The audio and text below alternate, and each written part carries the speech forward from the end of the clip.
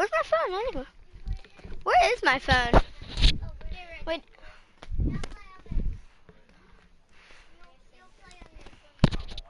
Wait, are y'all gonna play on my Roblox account? I would rather see these players do exactly what they're doing right now and sit inside the build, do all the wall replaces, and wait just a minute. Because what might happen, and you see in your mini-map, that almost is the call there.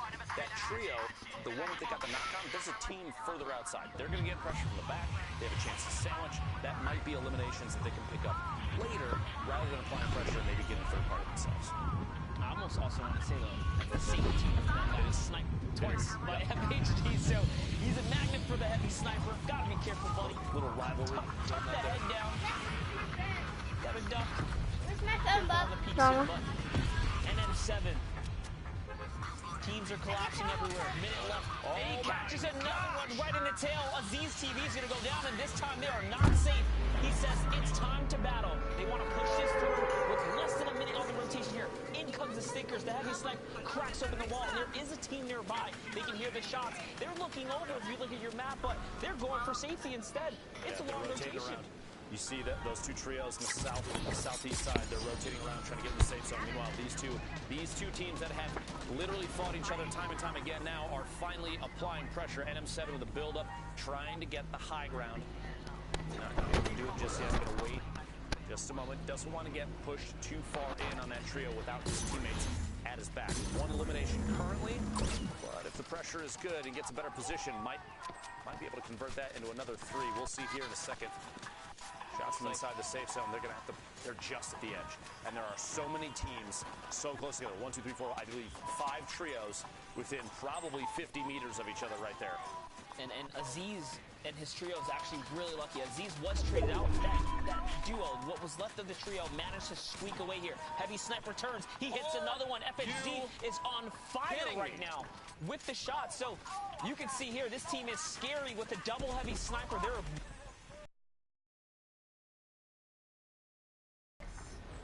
loaded up right now. Here comes a focus fire. A trio focus fire is big, but FHD pays the price. Another team up behind. This is what I was saying. 5 trios in one, like basically 150-meter circle is so tough because as soon as you start spraying on one, everyone's going to look at you and say, you're exposed right now and you're not looking at me. It might be the time to take a shot. Imagine if instead of AR spray, that was a heavy sniper. That could have been an immediate knock, and then suddenly the table turned on this team for power. Right, but it's okay. Power has plenty of heals to spare here. You saw he did manage to pop 2 big pops right there, so the squad kind of hooking him up. They still have 6 chug splashes. They have, slurps for the road. They're very, very set up right now. With how close together they are to other teams, they're not using. They have 11 chug splashes. Use even just one of those just to top off one player and get your last one to only 5 HP missing, because if you're in a bad spot and you start getting beamed, you're going to want every single HP you can get. All the double snipe, double heavy. Here we go. Looking for it. Finds the first one. Beams and non-side goes down. Straight into the launch pad. Rotate into the circle. This trio's playing very, very well. Side should have known better than to sit still in a 1-by-1. That is one of the risks you take, especially in trio. There's way too many eyes focused on the field here. There's no way you can sit still in a box that's the pressure right there. FHD, Jans and NM7 doing a fantastic job right now holding the circle down. Really, they're dictating the pace right here with all pressure, all fire coming in. The most active so far in the circle. The east side of the map basically belongs to them thus far. There is that team. You saw them look up above on top of the hill. Look at that. You got to be very careful on the angles. Would not be surprised if there's a chance that shots come down from the top. NM7 getting shot. Team from PS over there. And back, one tap just past them. You look very top middle of your screen. That's the team I was talking about. They're all the way up top. They have a zip. They have height advantage. The little window peak on the brick wall that's edited right there, just out of screen now. You also down in Happy Hamlet have Minzu, Moon, and Kinji. The ultimate high ground down here. A number of teams underneath. This is actually a fantastic loadout as well. 6 shockwaves, 2 shield bubbles. They're set up so pretty up here. Nice little headshot right there from Kinji's gonna put some hurting on that team right there. They do have a heavy snipe to crack open the build as well. Stinks, someone tries to take that high ground. He's gonna eat a couple of bullets for the sandwich right there. As Sultan goes down by Kinji. Nice reaction speed right there. That shockwave play was not the one to do. A valiant effort, but did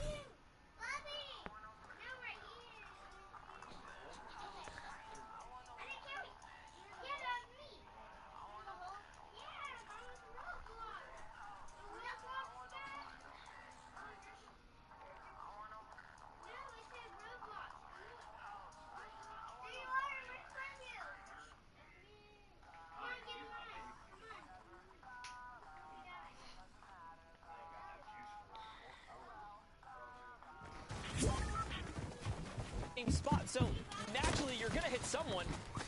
We're about to get into placement points here. Just before we get 16 trails remaining. Soon to be top 15. I'm streaming right now. Look. What? See? Look. I'm on air. I'm streaming. Points the feet still lighting up. Play Are they trying to set up the perfect shockwave play here, angling the structures? crash to the ship is key. It's important to set it up properly so that everyone can get on out, but it looks like there's no time left. They're just going to have to go ahead and throw it down. It's going to be a very scuffed shockwave here. Honestly, that's not bad. Yeah. So a big move there. Landed literally in a set of builds already, and there's edits set up. He now has a bubble shield to protect. He can look back and try and help his teammates if he needs to, or make a move here. He's going to try and build up to his duo. Eska does get taken out there, so Toggle is going to get in a little bit of a 1v1 right here. Fox trying to look for that replace ball. You have to wait for it. Nice shot. Newer's going to eat the big pump to the face right there. He's going to put him right down. There was nothing he can do. He kind of asked for it. Just waiting for the edit. You know it's going to happen. Just wait for the edit.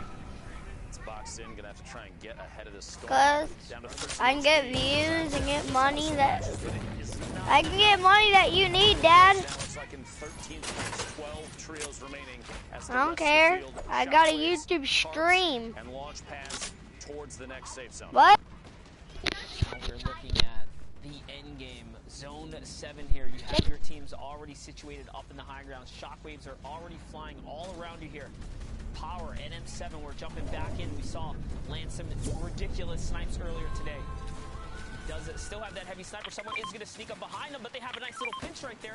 Great white shot right there. Doc Lupa, he catches Anatomy with a quick cleanup and quick reaction speed right there. It's actually two that fall down to them. They're still full trio. Big hit. Little splash to put another 20 across the board. All three teammates sharing that heal. Excellent call. These locations in. Trying to get these quick edits and try and tarp while your teammates are still with you. And healing, that's big. Yeah, no mats left.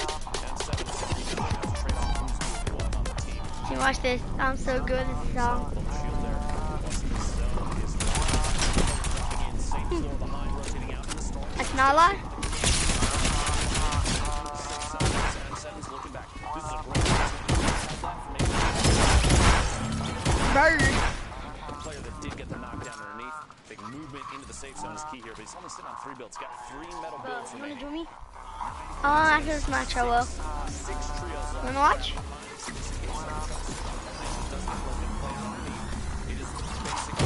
Same kid, sorry. And then there is an absolute slayer so far. Right there. Minzu Yonks and FHD for all these players for so long now. This is looking like the toe-to-toe right here. Kinji all have the high ground right here. They have stinkers. I know where that kid is. They're set up for success right here. Comes a quick edit. He's just trying to get this peak right here. Is he even going to be able to connect? No, the shockwave pushes him out. In comes the fire. He doesn't have time to push all the way through. It's going down.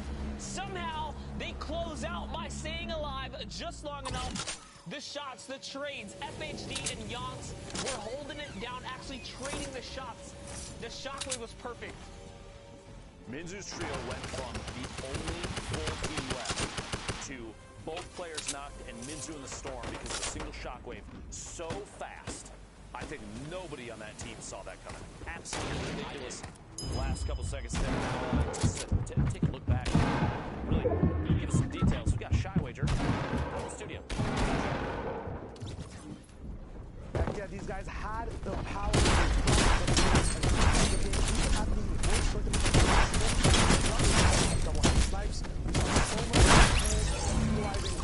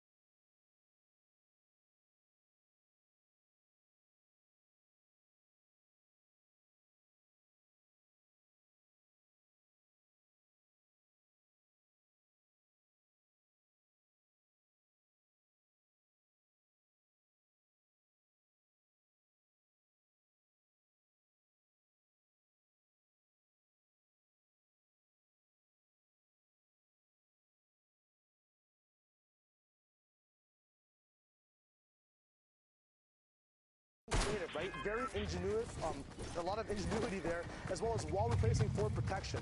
It's not raw gameplay, it's actually curated practice, and they're brand new to the actual international scene, which is amazing. You know, baiting your teammates out for HP, going for finishes, even support players like Rude know exactly what to do. Now, the star trio that won that previous game, Power FHD, knowing how to use and take angles properly, has shots in front of him, doesn't matter. Knows to stay for those right-hand peaks, knows when to engage, low HP, still does not matter. No pressure taken because these guys have practiced. This is not their first rundown, but it is their first showdown of exactly what they can do, right?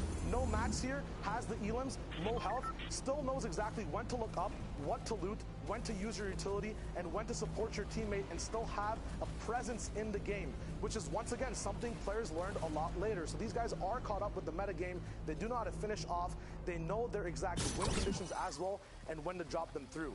Amazing gameplay. We're gonna now tune in and see what else they can do on the Middle East. I'm gonna be piking it up with my man Zeke coming in. We're both gonna hit that cast. We're gonna see exactly how these guys go down. We'll relive that breakdown actually together live. Zeke, what did you think about their presence compared to the rest? Man, I think we still have one thing more to see from this region. I think you did an amazing breakdown there. I think the ceiling for ME is still very high. We haven't quite seen what they're fully capable of, but I think over the weekend, we'll definitely see it. I'm also excited that we get to finally hang out, Shy Wager and Zeke. Chic, we have come together. That was great, actually. That is a true thing of the game. But anyway, the games are ready. Let's hop right in, Fortnite fan. We're jumping out the battle bus. We're going to begin this game. I can't wait to see what happens here in this game. Because remember, these happened over this morning. Earlier on, while everyone wants to sleep, including myself, I slept like a baby. It's kind of, not entirely true, but anyway, we're getting into it. We can see now where people are trying to land early. So, I mean, you know, you've got the Pleasant there. You've got a team of Junk. The old Villain Factory, you've got some at Snobby, some flying even over Greasy. There's still quite a bit of teams, though, still that are airborne. Yeah, see, one thing you mentioned earlier, Zeke, was the whole idea of these games happened this morning, right? For me, chewing gum, you leave it on the table untouched, still good to eat later in the day. There's so much flavor in these games we have yet to see. No, seriously, man. Like, once again, we're tuning with power. Hey, look at this pattern, right? I kind of, you know, went to the FHD/Mongrel comparison. These guys are in retail. Mongrel's in retail. You know, we had Monster, Lupo, saying these guys have been waiting for a long time, right? There's so many VODs they've been watching. They have the knowledge, man. They have the power. Yeah. Let's call this the top end blacktop. Residential. There we go. I literally came up with it. What's wrong with me today? But they are on the residential side, which is good. I feel and this is my thing, like my thing, but I feel like the loot's a little better on the residential side than blacktop. Do you agree? Or do you think it's the other way around? I think that there's sparser loot on the blacktop side. We're looking at Gold right now, and we keep talking about sparser loot on the blacktop side, but like residential does have, I think, more drop spots. Double spendings on blacktop, so you have more of a horizontal advantage on everyone you see. So it's a lot easier to kind of all in all the time. Because if you do get engaged on, like once again, you're all in, right? We see it in OCE, X2 Twins, they always end up having a fight, some type of highlight. It's really cool.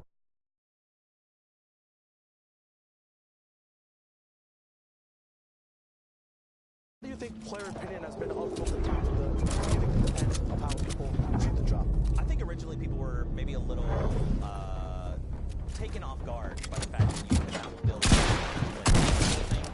you have to build and whatnot. It's like, well, yeah. But now there is a PY dedicated to you testing your shooting skills, right? How good close quarter combat skills, and that's what Tilted offers in its current state. But we're on board with the power trio, the trio of power. They have themselves a brute. They are looking to take it to this other brute across the waveguide. Now what's crazy here is, remember, they have these laser detonators, so they've already, the other brute's fully aware. They'll say there's another one, they're moving toward us, we need to try and take this down. But power's on 18 effective HP, and it's just not enough. It's so easy to be focused down in the brute right now, so unfortunately, FHE is going to go down.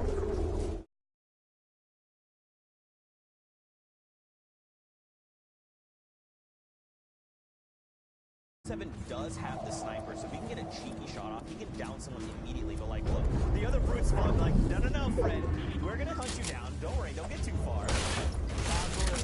Brute combat is one thing that also has its own metagame, and like these guys know too, right? Focus the driver 100%. Usually the people you put into the brute early game are those who don't have the same amount of loot. We're looking at a pump, attack SMG, gold sniper on NX.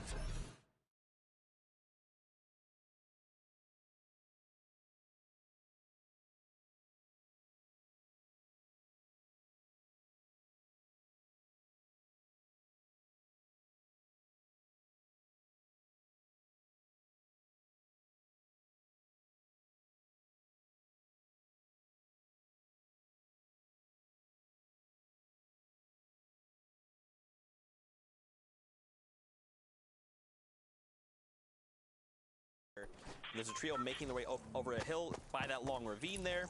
Okay, so it's Sazer in there. I'm not sure what he's still doing there. It looks like he's going to be crouched, just potentially trying to loot there. You got Simar, Jason, and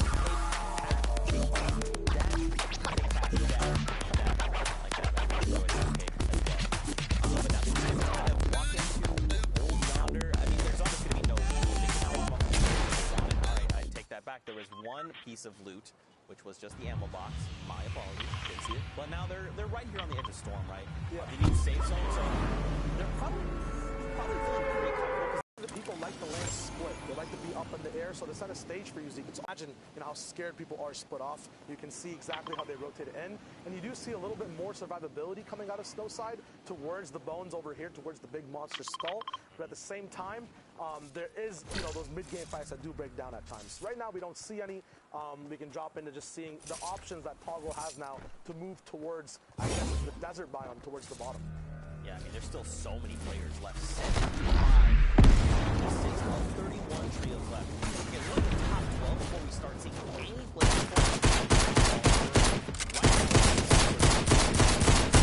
So many players that have to be eliminated before this end game, right?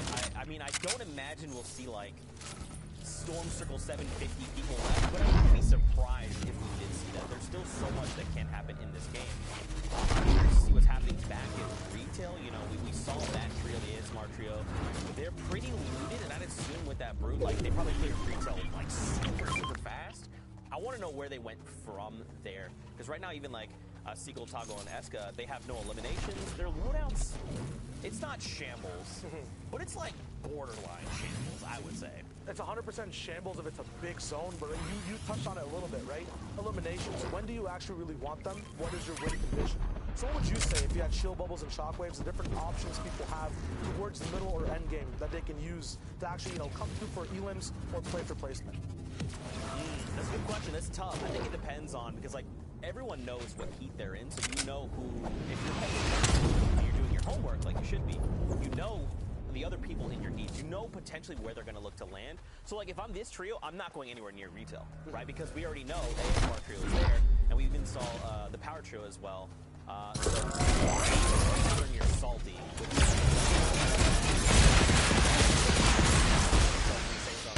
Looking at actually,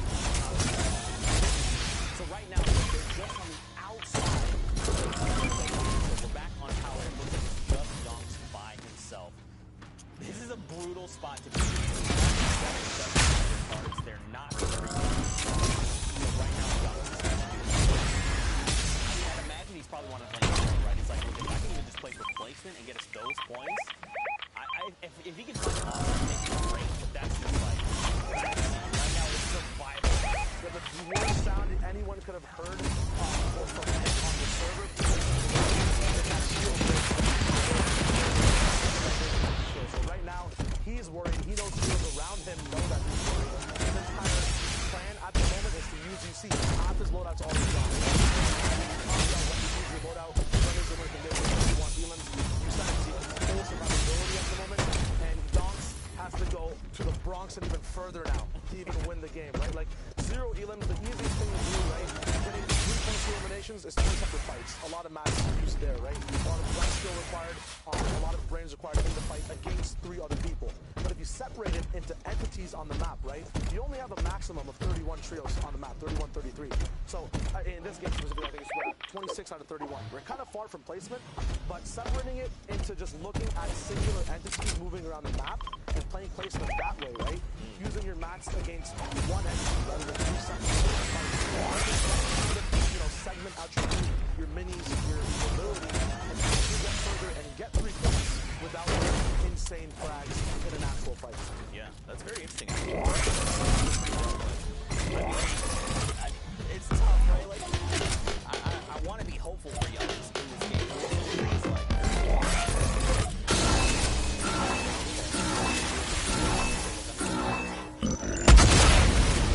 we're just gonna hop back into another game. But these are heats, right? So like right now, everything is on the shoulders of Youngs, right? Because we're going the game, a full game. So Youngs just can't say, all right, sit here and try. And I mean, if I'm FHB, if I'm team there. Like, just try and keep yourself positive, because, like, for me personally, if I was in this situation, it would be so stressful. Yeah. But these are the very best of the best. They're here for a reason. As I say, in full effect, all they have to do is go back in, let that game wash over, and prepare themselves for this next game. Well, for them, hopefully for the next game.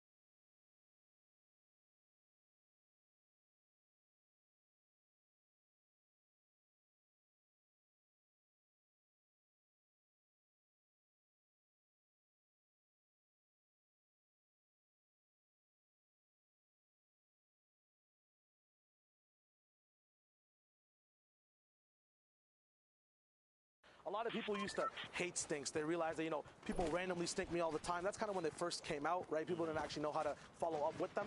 But now we still have 4 stinks in Rampage's box. He's ran through how many trios beside them, right? He's not throwing them for no really dilly reason whatsoever, right? He's using them in response with explosives and in response with a knock. They're complementary items that aren't as greasy anymore, but actually strategically used to, you know, shake up an entire trio and not just have them box up the entire time when someone else actually has an advantage to push on them with.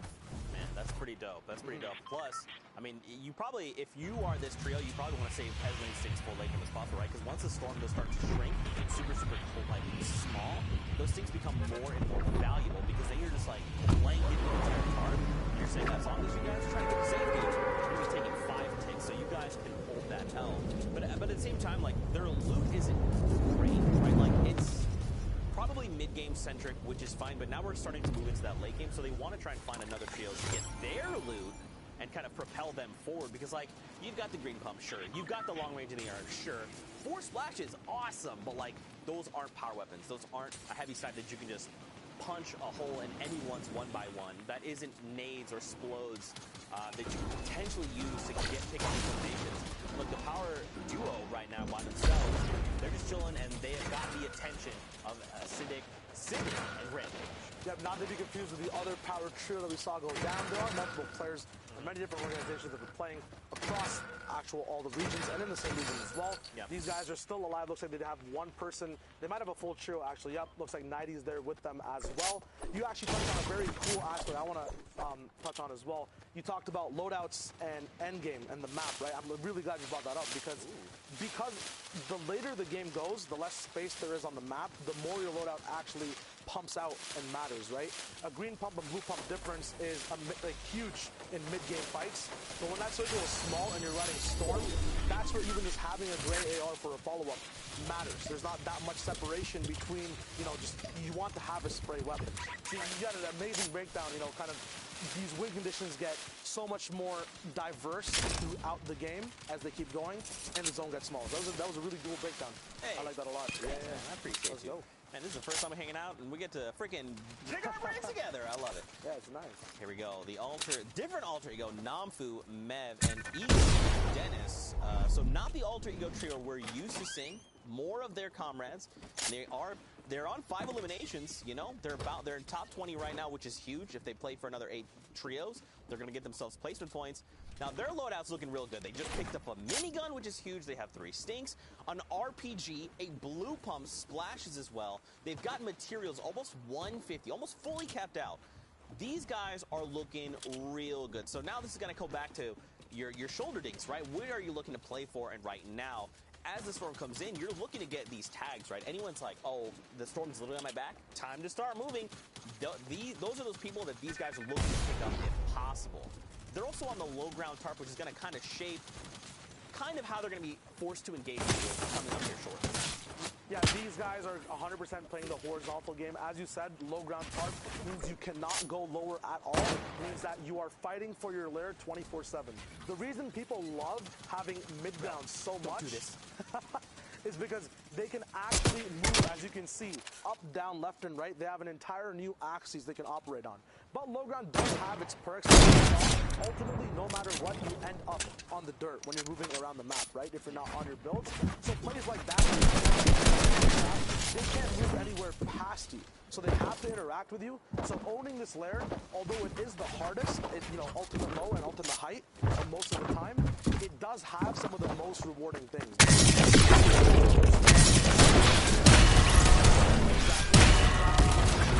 Because they're all usually above you or behind you in storm. You're never going to be challenged from the bottom or diagonally from the bottom at all. You basically have very good camera control around your entire horizontal axis, as well as just looking up slightly to just see what's happening on the floors, and if any RPGs are coming down straight up above you. So it's actually not bad to control ultimate low. The only issue being that is everyone's desperation play to go to randomly when they are at the end of the game, right? It's like, hey, I'm in trouble, gotta drop low. So there's so much to take account of on that horizontal plane, it gets hard. Now we're looking at a 6-zone rotation. This is where the action and the meat of the game comes in. The first placement point getting dropped, top 12 now, 34 people alive. Zeke, the heals are still there. So is an RPG. What does that mean for their end game? I mean, right now they want to try and challenge for high ground and get the highest tarp possible and then start raining those RPGs down. And look at this, 700 rounds in that minigun. Dennis wants to try and apply pressure to everyone. It doesn't matter where they are. He wants to use that minigun and try to put them off edge, because now look, he's going for height, which is smart, and they actually got it. This is going to be great for them. They can rain down those shots, and everyone that's on those lower ground had the advantage of being lower. Now they have to worry about this constant minigun pressure from down below. Just keep worrying. No, it's fine. This minigun, there you go. Spammy. Oops, sorry, Spammy. You just got picked up on the crossfire, right? Like, Spammy gets spammed. He got spammed. I like it. But, I mean, right now, if you're everyone down below, I mean, first of all, let's talk about their HP. Super non-existent. Feasel's there. The other alter ego, is he going to go down? I'm not sure. There was one of the ASMR trios. Top 8, we get another round of placement points. There you go. And now this is just going to be on this alter ego duo and Dennis to try and close out the game. No one's even contested him, by the way. This is the first RPG we've seen go out.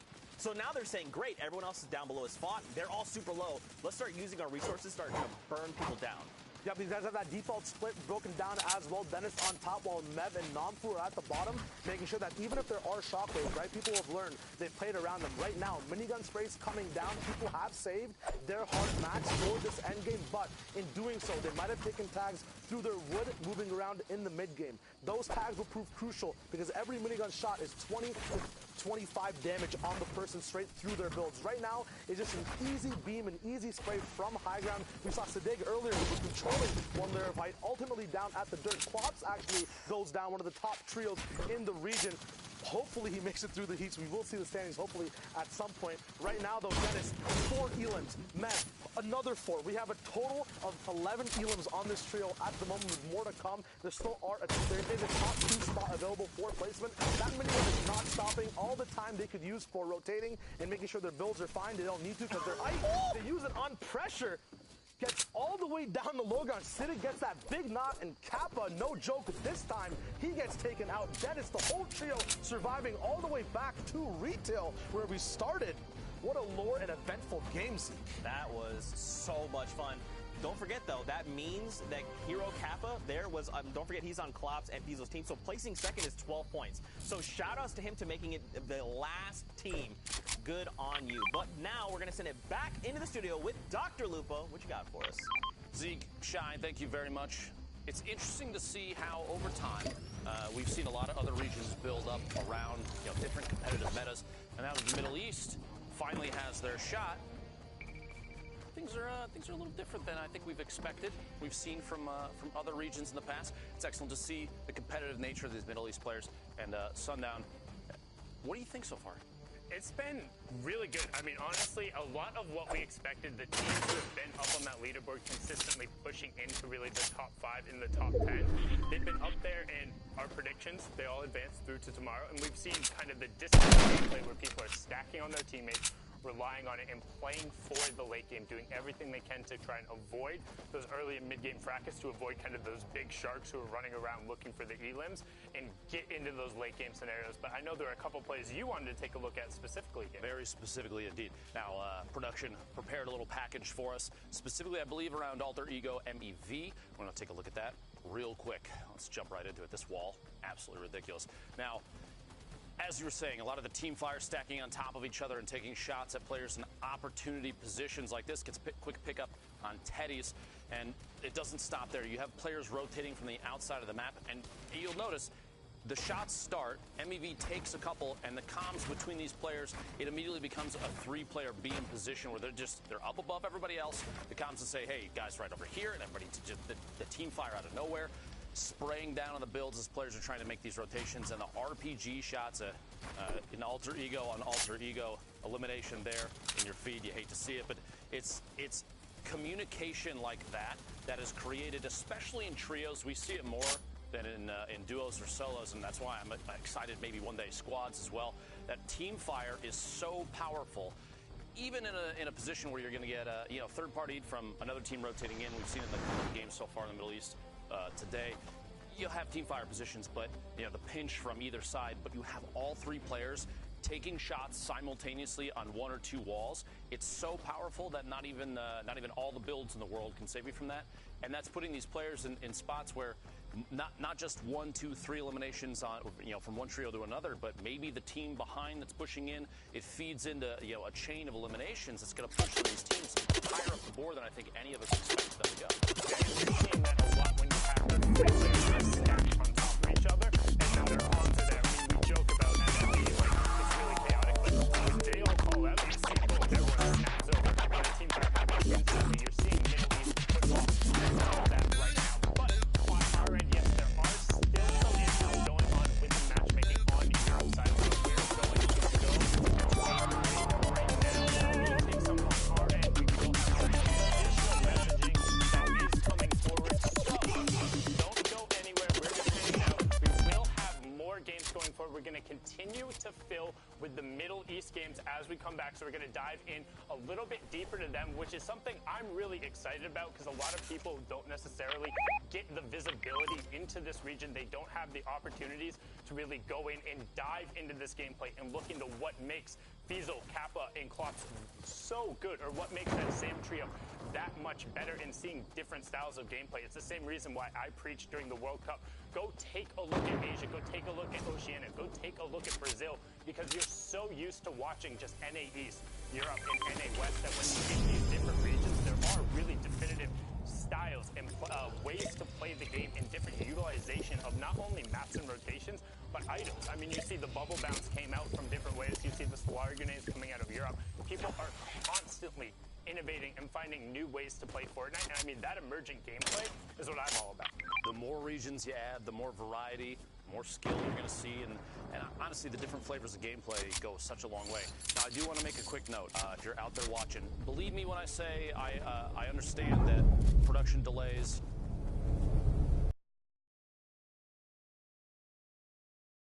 Out, the people that are in charge of this are trying to work through them as best they can. I would ask the people that are watching, this is from me, this isn't from Epic, this isn't from anybody like that. I'm sure production right now is going nuts, like let's go do it. Do me a big favor, if you're out there watching right now, try as hard as you can to not be frustrated with delays like this. Things happen. It's a very complicated game. Hello? Coordinated simultaneously. Let me tell you, it's not easy. There's a lot behind the scenes. So thank you very much for your understanding. And if there's any frustrations, hello? direct them at Epic. Maybe direct them with your keyboard or something like that. So thank you. Yo, TTV, can I play with y'all? Keyboard, but I promise you, we are looking into it. We're trying to get it resolved as TTV. Can you leave, Warren? You can yell at me. It's fine. I mean, Why? send it right there. Go ahead. You can send it all on my way. Yo, but if I beat you on a 1v1, then you gotta let me go. ability to go through and continue to watch some TTV, if I beat you, then you gotta let me go. I'm gonna leave. You're fine.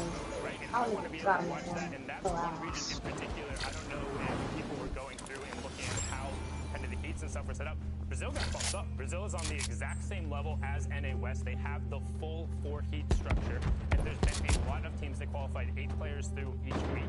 And the amount that Fortnite is taking off in Brazil, like definitely want to give a shout out to that scene, because both Brazil, Argentina, like all of the South American countries have really stepped up their gameplay, both in terms of involvement and the level of skill and how they're playing in the end games. If you go and check out some of the server replays that are going through, they're able to